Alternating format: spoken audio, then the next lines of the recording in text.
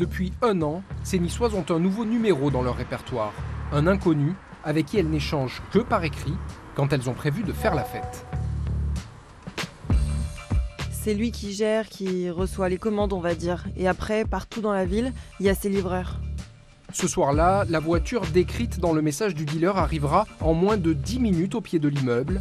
La transaction ne prendra que quelques secondes. 70 € le gramme de cocaïne, livré à domicile.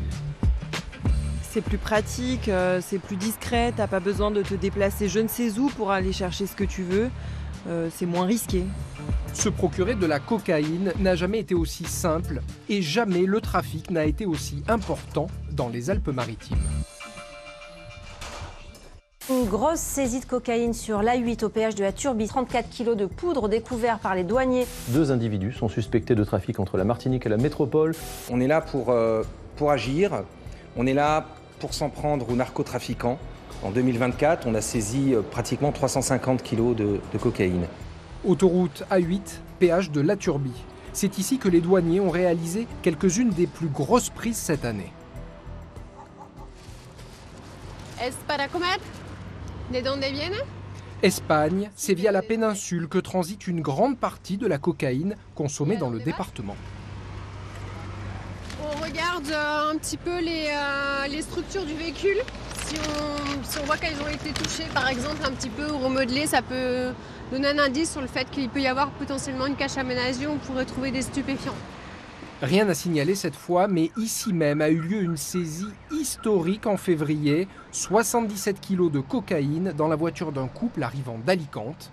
Dernièrement encore, 20 kilos de poudre dans une cache aménagée sous le plancher d'une voiture. C'était fin octobre.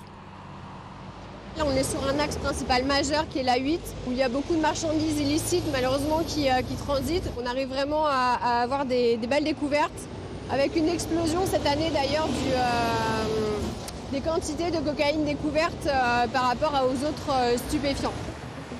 Au commissariat au Var, la police judiciaire travaille au démantèlement des réseaux. Comme ce 15 août avec l'interception, après des mois d'enquête internationale, d'un convoi type Go Fast arrivant d'Espagne. Dans la voiture porteuse, 57 kilos de coke. On s'aperçoit, nous, que les trafiquants prennent de plus en plus de risques financiers, c'est-à-dire véhiculent ou transportent des plus grosses quantités qu'auparavant.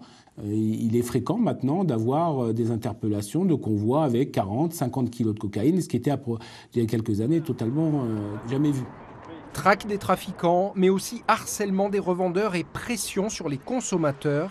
Avec l'appui de la préfecture, le procureur de Nice multiplie les contrôles routiers aux abords des points de deal, comme ici, quartier des Moulins, à Nice. La consommation de cocaïne, ce n'est pas réservé au milieu festif, ce n'est pas réservé à des cadres, à des personnes, à des CSP+, c'est tout le monde. Au cours des 12 derniers mois, c'est 2,7% des adultes qui ont consommé de la cocaïne en France. C'est énorme, par rapport à 1992, c'est x10. Ce vendredi, l'homme intercepté avec 20 kilos à la Turbie a été condamné à 5 ans de prison. Cet Albanais de 43 ans a reconnu 6 transports entre l'Espagne et l'Italie. Les consommateurs, quant à eux, risquent jusqu'à 1 an de prison et 3 750 € d'amende.